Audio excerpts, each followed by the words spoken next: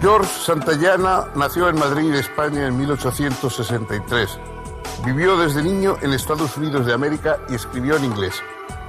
Afirmó que el único mundo es el natural y una única verdad que es la que se abre sobre ese mundo natural, pero a la vez explicó que este mundo contiene en sí la posibilidad de una vida espiritual que se vuelve hacia la belleza y la perfección en una actitud caritativa hacia todas las cosas y hacia nuestra propia condición. La verdad es cruel, pero se la puede amar, y ese amor libera a quienes la viven.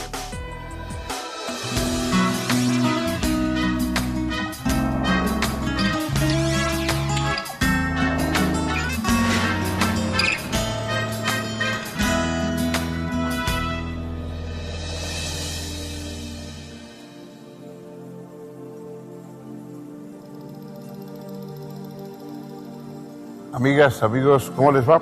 Bienvenidos.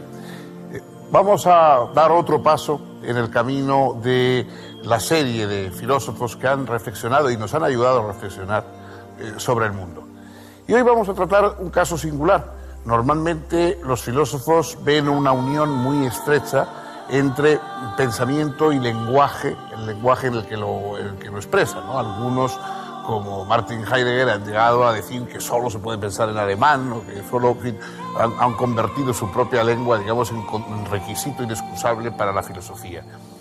El caso de George Santayana es el caso de alguien que se nació en una lengua, se educó fundamentalmente en ella, leyó siempre en ella y por otra parte escribió en una lengua diferente. Santayana nació en Madrid, de padres españoles, pero por una serie de incidencias familiares, muy niño se trasladó a Boston y siguió su educación allí, y allí pues adoptó, cuando ya fue un joven, la lengua inglesa para expresarse.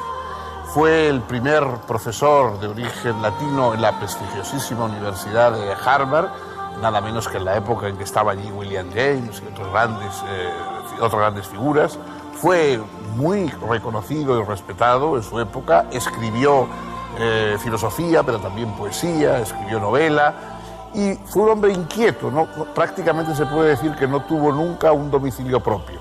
Cuando estaba en su plenitud como profesor en la Universidad de Harvard, que era una cosa de las más honrosas a las que se podía llegar académicamente hablando, renunció, simplemente dijo que él prefería ser un estudiante viajero que seguir allí dando clases. Se fue a Europa, vivió en Inglaterra durante bastante tiempo, donde se hizo amigo de Bertrand Russell y de otras personalidades, vivió en Francia, vivió en Italia y finalmente en Italia allí, cuando ya era mayor, pues entregó a las monjas azules de San Stefano Rotondo en Roma lo que le quedaba de su patrimonio y dijo que él se quedaba a vivir allí como un asilado voluntario entre las monjas, y allí pasó sus últimos años. Allí murió en Roma y allí está enterrado en el cementerio de extranjeros, donde figura ya no como George Santayana, según firmó sus obras, sino como Jorge Ruiz de Santayana. Es curioso que este hombre, que jugó con su lengua inglesa y con su pensamiento no inglés, llegó a decir en un momento que su propósito era decir en inglés la mayor cantidad de cosas no inglesas posible.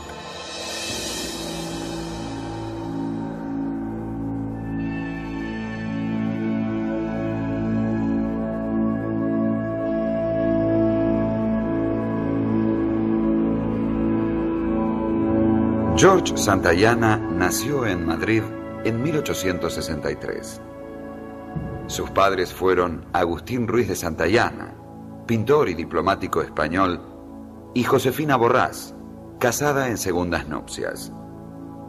En 1869, sus padres se separaron y su madre se trasladó a Boston con los 5 hijos de su primer matrimonio, quedando George con su padre hasta que en 1872 este lo llevó a que se reuniera con el resto de la familia, luego de lo cual regresó definitivamente a España.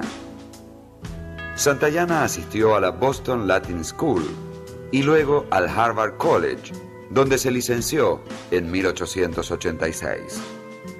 Estudió luego en Berlín y en 1889 regresó a Harvard, obteniendo su doctorado y comenzando a dar clases de filosofía.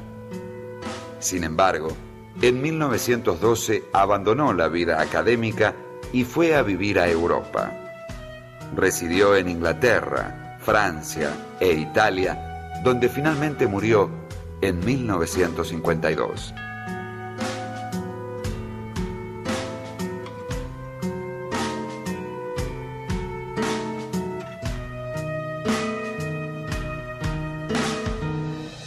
En el pensamiento de Santayana se da una combinación muy curiosa entre un temperamento afirmativo del mundo, científico, por lo menos con un gran respeto y por lo científico, y considerando que la ciencia es pues una fuente de conocimiento más notable que tenemos, incluso afirmando un materialismo, es decir, realmente encuadrándose en la actitud materialista, pero por otra parte con un cierto platonismo. Para él, dentro de esa materia lo que existen son esencias. Las esencias son las que nos permiten comprender la materia. Las esencias de cada uno de los seres, de las cosas, de las cualidades, son lo que nos permite comprender lo que existe. Entonces, esa combinación entre el idealismo de esos reinos del ser sobre el que él escribió, que es el desarrollo de esas esencias que parece que controlan la materia, y por otra parte la afirmación de la materia, hacen una combinación muy inusual y que es lo más característico y también lo más desconcertante, por qué no decirlo, de Santayana. Santayana es un autor que se lee con extraordinario agrado, era un enorme escritor y lleno de ingenio y de ironía, etcétera, mientras escribía, pero como apuntó maliciosamente Bertrand Russell, que fue su amigo, él lo lee con agrado, pero cuando ha leído 20 páginas, al final no sabe muy bien qué es lo que ha leído y tiene que volver a empezar de nuevo, porque verdaderamente es desconcertante. Quizá lo más interesante sea la distinción que hace en una obra célebre que él considera casi como una introducción a los reinos del ser, que se llama Entre el escepticismo y la fe animal. La fe animal es lo que necesitamos para vivir. Es decir, nosotros no vivimos constantemente poniendo en cuestión el mundo, poniendo en cuestión lo material, sino dándolo por hecho, dándolo por sentado, y gracias a eso nos comportamos, vivimos, nos relacionamos, amamos, odiamos, etc. En cambio, la inteligencia introduce un elemento negador. El escepticismo es poner en cuestión todo aquello que la fe animal ve como asentado. Esa combinación entre fe animal y escepticismo es lo que hace que nos movamos, digamos, intelectualmente por el mundo. No podemos prescindir de la fe animal, desapareceríamos como seres vivientes, pero como pensadores tenemos que introducir esa dosis de escepticismo que está constantemente cuestionando y llevando al nivel platónico, por decirlo de algún modo, nuestra reflexión sobre la realidad.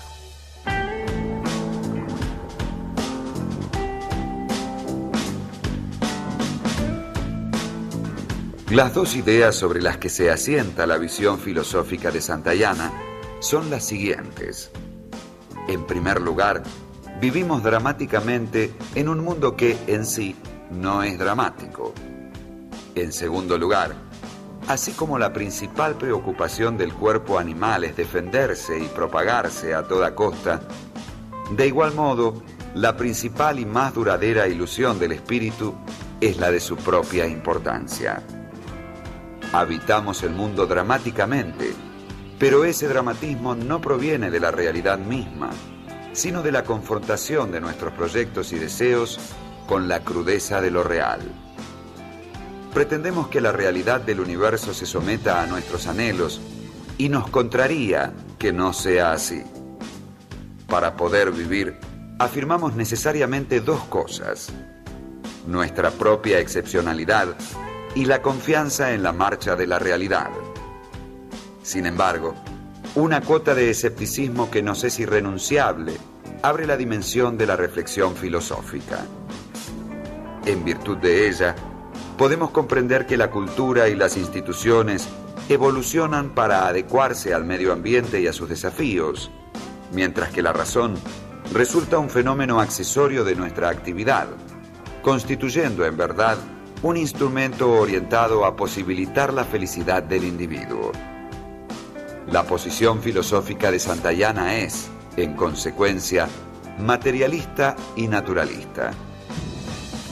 Desde allí, ha podido sostener que todas las perspectivas morales individuales son igualmente válidas, en cuanto se basan en las diferentes exigencias que el medio impone a los seres humanos y sus circunstancias, tanto como en sus similares constituciones biológicas.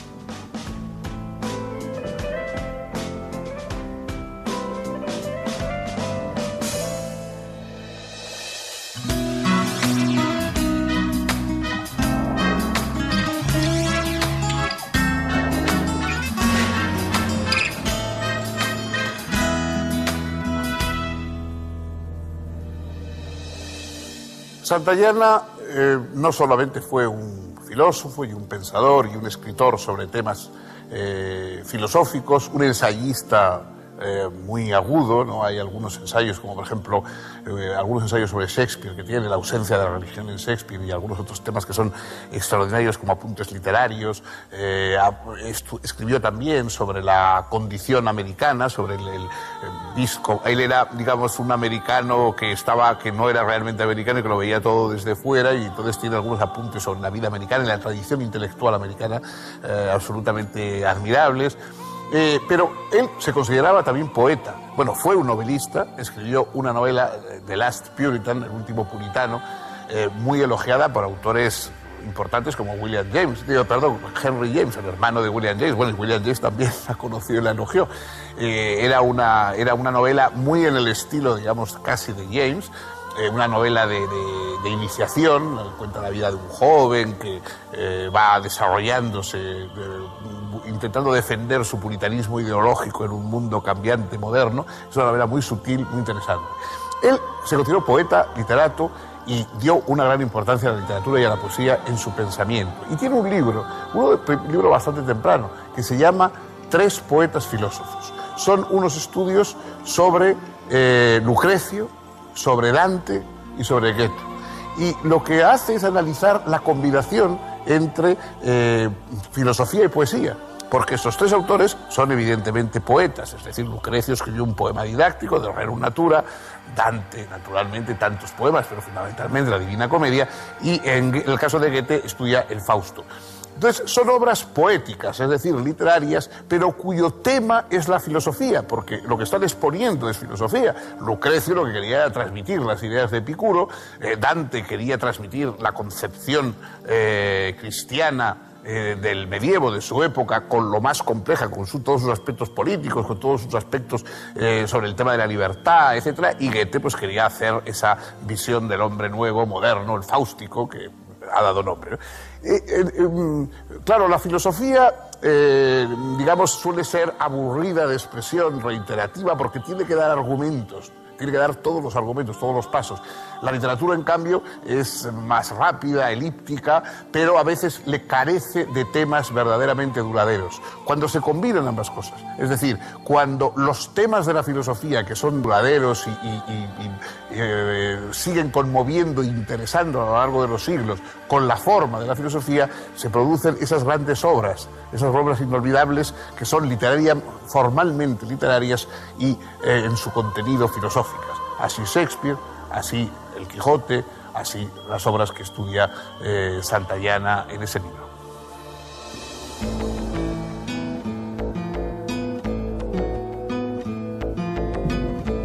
En 1896, Santayana publicó El sentido de la belleza, donde destacó el papel central que le corresponde a la emoción estética en la conducta humana. En 1900 apareció su libro Interpretaciones de Poesía y Religión, en el que expuso su consideración de que tanto una como la otra son expresiones igualmente originarias de la celebración festiva de la vida. Entre 1905 y 1906 dio a conocer, en 5 volúmenes, La vida de la razón, en la que desarrolló algunos puntos de vista sobre las relaciones entre filosofía, arte y literatura, y polemizó con la corriente filosófica denominada pragmatismo, que alentaban William James, Charles Sanders Peirce y Josiah Royce. Poco después presentó Tres poetas filósofos, en el que expuso un análisis de Lucrecio, Dante Alighieri y Goethe, comparando estructuralmente sus respectivos mundos y perspectivas. Después de abandonar la enseñanza, publicó numerosos trabajos, entre ellos Carácter y opinión en Estados Unidos, Escepticismo y fe animal, El egotismo en la filosofía alemana, Diálogos en el limbo, Los reinos del ser, en 5 volúmenes aparecidos entre 1927 y 1940, y Dominaciones y potestades, publicado en 1951. Políticamente simpatizó en un principio con el fascismo, pero se apartó pronto de él al percibir su autoritarismo. Expresó entonces su temor tanto ante la anarquía como ante la masificación totalitaria.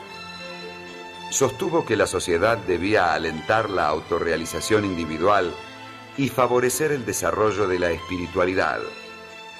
Condenó, por lo tanto, todo fanatismo, priorizó la libertad individual y defendió una suerte de conservadurismo, no dudando en denunciar lo que interpretó como insuficiencia del modelo democrático liberal contemporáneo. ¿Qué posteridad ha tenido Santayana? Desdichadamente muy poca. De hecho, hasta hace muy poco tiempo ha sido enormemente difícil encontrar sus obras traducidas al castellano o en ediciones inglesas, aunque en ediciones inglesas todavía siguen estando, pero ya se reeditan poco. Hay algunos boletines académicos de amigos de Santayana, etcétera, en Estados Unidos. Desgraciadamente sus obras no son muy accesibles y desde luego no están nada presentes en el mundo actual. No, es difícil, no se le encuentra en las antologías, no se le encuentra en los libros que hacen la historia de la filosofía. Yo creo que verdaderamente que es una pérdida. Santayana es un filósofo para exquisitos, digamos, lo mismo que hay algunos platos que solo pueden degustar debidamente los gourmet. Yo creo que los gourmet de la filosofía pueden degustar la obra de Santayana, algunas como por ejemplo sus Diálogos en el limbo, que son unas discusiones en el otro mundo entre filósofos y una especie de desconocido que va al otro mundo a hablar con ellos, etcétera. Son verdaderamente deliciosos, están llenos de ideas ingeniosas y de pensamientos profundos. Y aunque sus grandes obras son un poco trabajosas, pero muchos de sus ensayos y el escepticismo como fe animal, los 3 poetas filósofos, etcétera, yo creo que hay mucho de él que se lee con enorme agrado, que da sensación de vivacidad, de inteligencia y de un pensamiento, digamos, que no es proclive a ningún tipo de fanatismo, ¿no? Es decir, es una cura ante los fanatismos que desgraciadamente en nuestra época hay tantos. Hasta muy tarde no escribió sobre temas políticos. Su último libro, precisamente, Los Dominaciones y potestades, es un estudio muy sutil sobre la estructura del poder en la modernidad. Y yo sinceramente creo que es un filósofo que merece una revisión por esos paladares, digamos, por esos paladares que sean capaces de conocer y de distinguir. Si están ustedes entre ellos, yo les aconsejo que busquen e intenten leer obras de Santayana. Bueno, hasta aquí hemos llegado hoy. El próximo día, más filosofía, otro filósofo y la misma compañía de ustedes.